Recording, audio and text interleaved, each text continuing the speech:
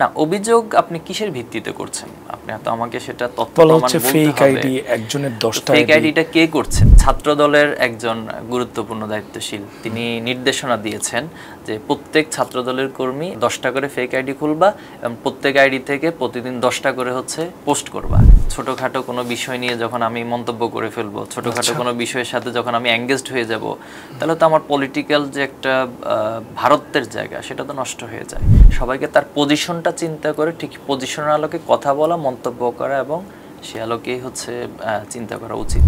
জুলাই ঐক্য যদি বলি, আমরা প্রায় 16 বছরের যদি বলি যে পরাধীনতার থেকে মুক্তি পেলাম যে এই জুলাইয়ের মাধ্যমে, এবং এখানে আমরা পুরো বাংলাদেশটাকেই এক হতে দেখলাম, এবং ওই ঐক্যটাই আমার মনে হয় যে আমাদেরকে নতুন করে স্বাধীনতা পাইয়ে দিতে সাহায্য করেছে। ঠিক ঐক্যটা কি আগের জায়গায় আছে নাকি ফাটল ধরেছে বলে মনে করেন? আমি পার্সোনালি মনে করি যেহেতু সবার আলাদা দল, আলাদা মত, আলাদা আদর্শের ভিন্নতা থাকবে এবং একটি গণতান্ত্রিক প্রক্রিয়া, এটি সৌন্দর্য বটে। তবে জুলাই প্রশ্নে আমরা এক আছি, এটা আমার কাছে পার্সোনালি মনে হয়। যদি কোথাও একটু ফাটল বা একটু ঘাটতি হয়, এটা সময়ের প্রয়োজনে, জুলাইয়ের প্রয়োজনে, জুলাই ঐক্যের প্রয়োজনে এক হয়ে যেতে পারে।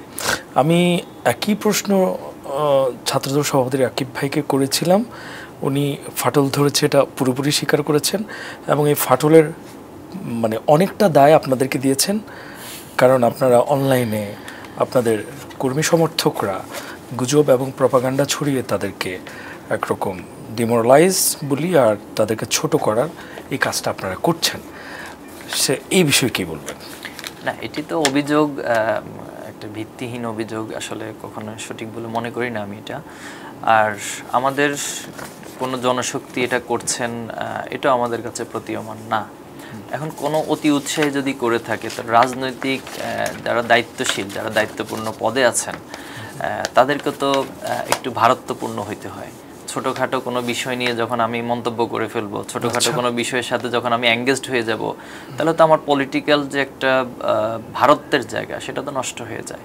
তো এই বিষয়গুলো কারো কারো ক্ষেত্রে ঘটছে। আমার মনে হয় সবাইকে তার পজিশনটা চিন্তা করে ঠিক পজিশনের আলোকে কথা বলা, মন্তব্য করা এবং সে আলোকেই হচ্ছে চিন্তা করা উচিত। তাহলে আমাদের সবকিছু তাহলে অনলাইন ক্যাম্পেইন বলি আর এই যে ভালো একটা অভিযোগ কন্টিনিউয়াসলি আপনাদের বিরুদ্ধে হয়ে যাচ্ছে, এটা থেকে বের হয়ে আসারও কি কোনো রাস্তা আপনারা নিয়েছেন?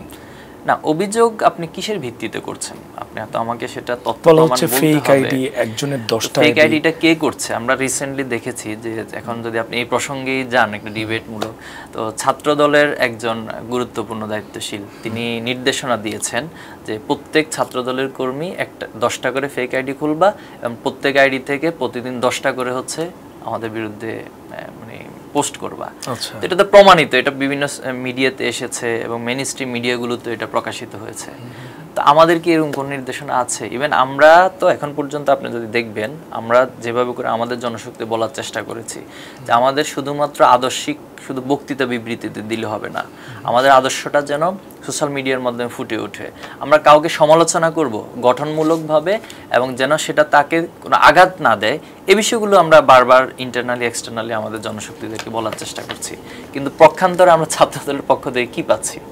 তো তারাই যদি আবার আমাদেরকে অভিযোগগুলো দেয়, এটা হাস্যকর।